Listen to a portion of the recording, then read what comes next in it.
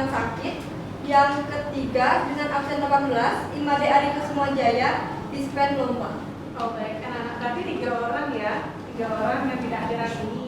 Nah, hari ini Ibu akan memberikan layanan bimbingan klasikal di kelas ini dengan materi yang sangat menarik bagi kalian. Jadi untuk sebelumnya, Ibu meminta kepada ketua kelas untuk mengawali kegiatan kita hari ini dengan berdoa. Silakan dipimpin anak ya.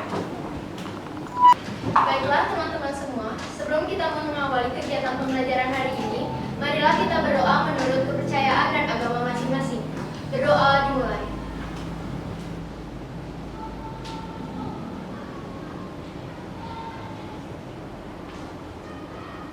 Berdoa selesai. Nah, anak-anak, sekarang Ibu akan memberikan kalian ice breaking. Nah, di sini ada gambar seorang kakek lagi mencari neneknya. Kira-kira ada yang melihat neneknya di mana? Untuk gambar yang sebelah kanan? Di semak-semak, Bu. Di semak-semak, betul sekali. Jadi ada di semak-semaknya itu ya, ada raut wajah nenek-nenek. Nah, untuk yang sebelah kirinya, gambar apakah itu? Danau terbalik. Danau dengan orang yang Memancing. sedang di atas kok? Perahu.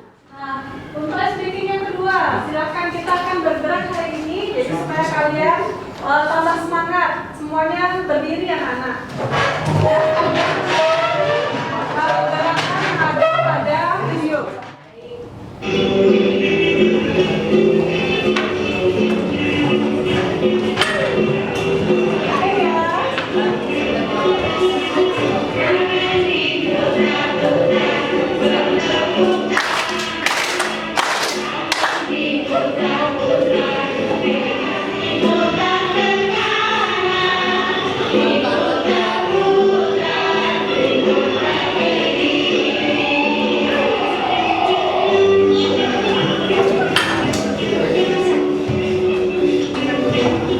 Ya, sudah ya.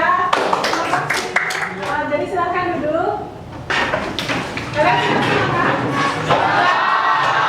Ya, jadi Ibu akan memulai kegiatan hari ini ya anak-anak ya.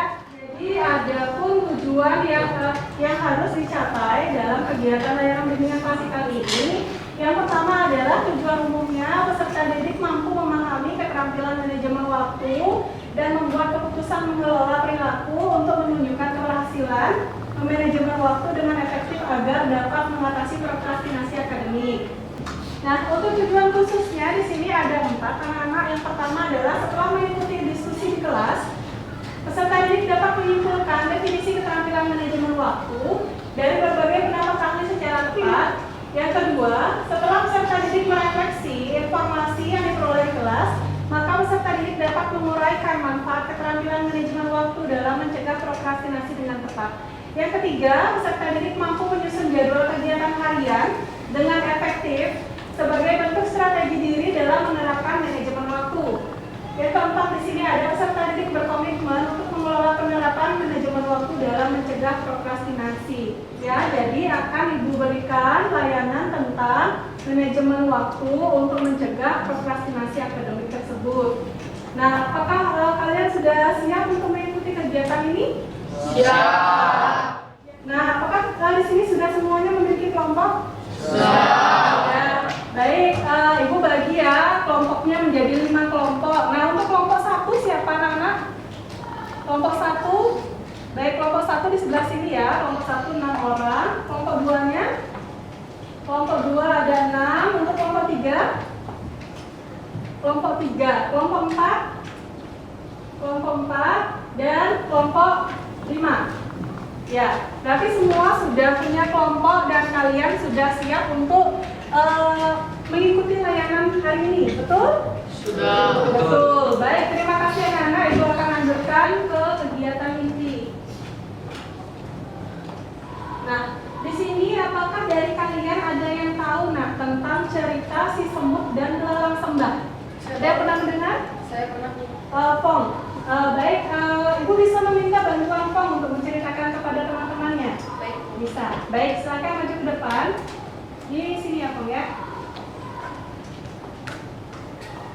Ya, anak-anak bisa dilihat ke temannya dan perhatikan tentang ceritanya nanti karena ada pesan moral di dalam cerita tersebut. Baik teman-teman, terima kasih atas waktunya. Saya akan menceritakan tentang kisah si semut dan belalang sembah. Alkisah pada zaman dahulu itu ada di kebun anggur nih. Nah, di kebun anggur ini ada satu keluarga semut. Keluarga semut ini banyak banget loh anggotanya. Lalu mereka berinisiatif untuk membuat sarang mereka dari daun. Mereka pun mengumpulkan daun dan mengelemnya melalui liur yang dia hasilkan dari mulut si semut tersebut. Lalu salah satu semut berkata, "Waduh, ini udah mau musim dingin." Jadi mereka berinisiatif untuk mengumpulkan semua makanan agar mereka tidak kelaparan saat musim dingin tiba. Mereka bekerja sama membantu satu sama lain untuk menghasilkan tempat yang hangat tersebut. Namun di sisi lain, ada suatu makhluk yang bernama belalang sembah. Makhluk ini bertangan sangat panjang, juga mata yang sangat lebar. Namun, berbeda dengan si semut, belalang sembah ini suka bersantai-santai, menari-nari saat musim dingin akan tiba. Mereka tidak dapat membagi waktu dengan baik, sehingga saat musim dingin tiba, mereka tidak punya makanan satu pun di tempat mereka. Mereka pun datang menemui sesemut. "Semut, bisa tidak kamu bantu aku untuk memberikan sedikit makanan? Aku sangat kelaparan." Baik, nah siapa yang mau membantu Ibu untuk memberikan pesan moral? Ya, Naomi ya.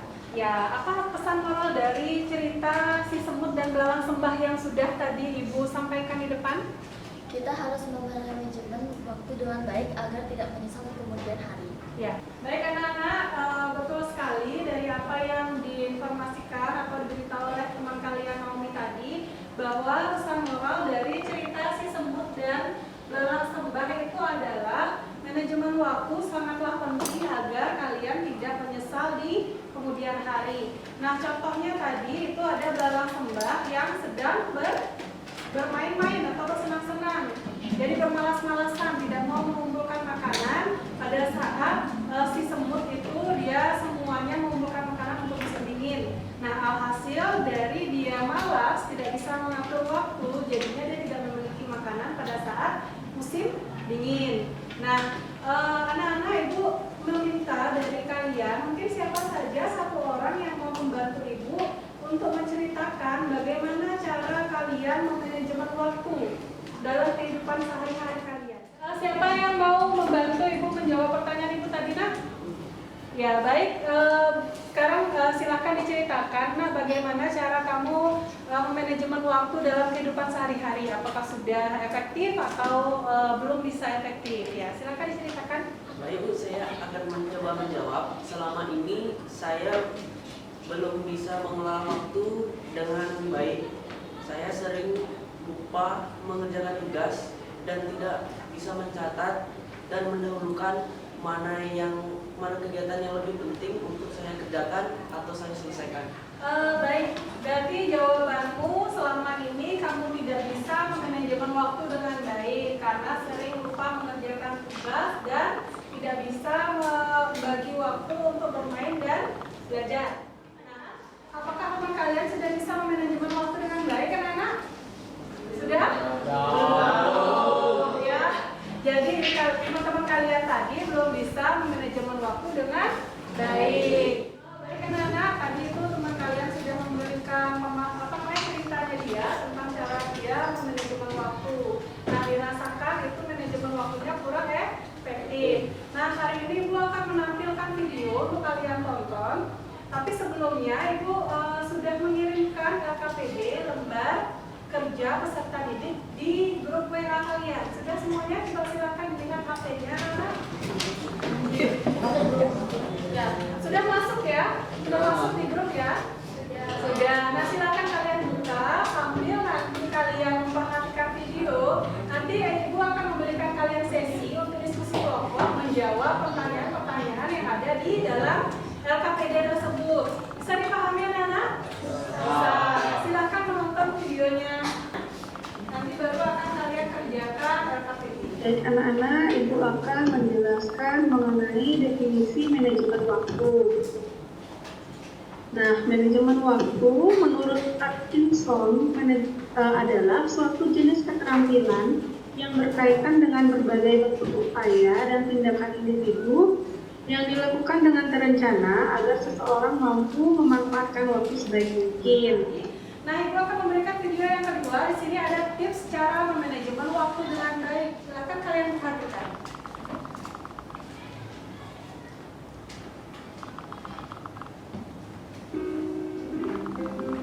Untuk memenuhi setiap rencana atau tugas, keputusan untuk manajemen waktu sangat dibutuhkan dari beberapa bentuk mengatur dan menetapkan penggunaan waktu secara efektif.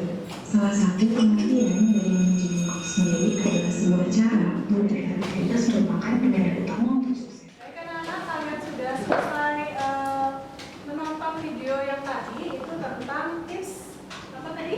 Tips cara manajemen waktu yang efektif ya. Silakan Ibu berikan waktu, kalian silakan berdiskusi secara kelompok ya.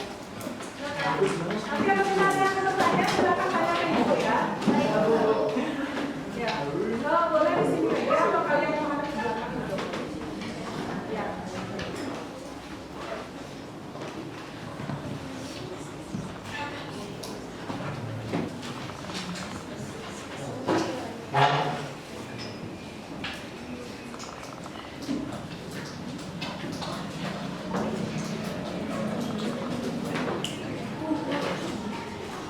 Nah, sekarang Ibu akan meminta kalian untuk mempresentasikan hasil dari yang kalian kerjakan tadi di LKPD. Nah, ya, silakan Abdi Sultan ya. Ya.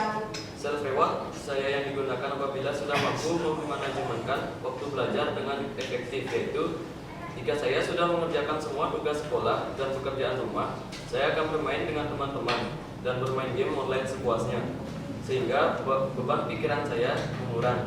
Tetapi saya tidak lupa untuk tidur, makan, dan berolahraga. Baik anak-anak, terima kasih sekali kalian sudah bisa menjawab dari LKPD yang telah Ibu berikan. Mungkin dari kalian siapa yang mau membantu Ibu untuk menyimpulkan? Saya Bu. Ya, baik Cynthia, silakan berdiri. Bisa disimpulkan kegiatan hari ini itu apa? Ya. Baik, terima kasih atas kesempatan yang telah diberikan kepada saya untuk menyampaikan kesimpulan pada kegiatan hari ini, yaitu mengenai materi manajemen waktu yang telah disampaikan oleh Ibu Guru Nia BK dan dari LKPD yang telah kami kerjakan tadi. Oke, jadi dapat kita simpulkan bahwa manajemen waktu merupakan cara kita dalam memanfaatkan waktu sebaik-baiknya. Baik, anak-anak yang lain, terima kasih. Berikan applause kepada teman kalian. Kalian sudah bisa menyimpulkan kegiatan hari ini dengan baik. Ya, silakan duduk di sini ya. Nah, tidak terasa sudah 40 menit kita bertemu hari ini. Nah, kegiatan ini semoga efektif dan bermanfaat bagi kalian. Nah, Ibu akan menutup kegiatan layanan bimbingan klasikal hari ini dengan doa bersama yang akan dipimpin juga oleh ketua kelas. Silakan tolong dibantu Ibu. Baiklah teman-teman semua, sebelum kita mengakhiri kegiatan pembelajaran hari ini, marilah kita berdoa menurut agama dan kepercayaan masing-masing. Berdoa dimulai.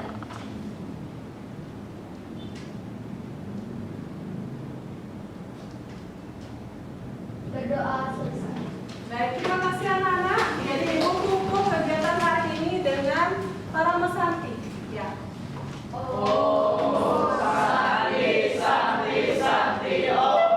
Terima kasih anak-anak. Sampai jumpa di kegiatan kita minggu depan. Ya, terima kasih.